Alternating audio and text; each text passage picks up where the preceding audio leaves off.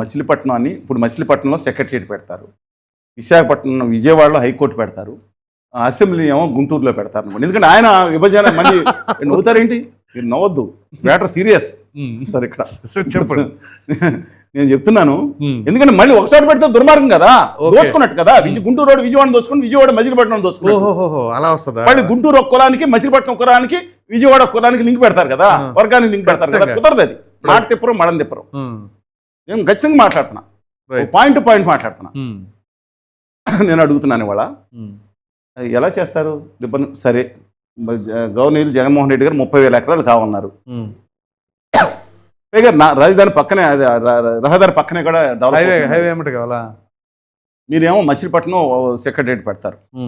అక్కడి నుంచి దారి పొడుగున ఏం చేస్తారు, 70 కిలోమీటర్లు, దాదాపుగా 60-70 కిలోమీటర్లు అక్కడ, ఇక్కడి నుంచి ఒక 110 కిలోమీటర్లు మళ్ళీ ఆర్మ్స్ షోల్డర్ సెక్షన్ ఉంటుంది 120 కిలోమీటర్లు. ఏం చేస్తారు మధ్యలో? ఆఫీసు మీకు ఎండోమెంట్ ఆఫీస్ ఏమో ఉయ్యూరులో, ఇప్పుడు సెక్రటరీ అయి ఉన్నాయి కదా విజయవాడలో, అక్కడక్కడ బిల్డింగ్ దొరకప్పుడు అంతే ఒక చోట కడుతున్నారు హెచ్ఓడి ఆఫీసులు.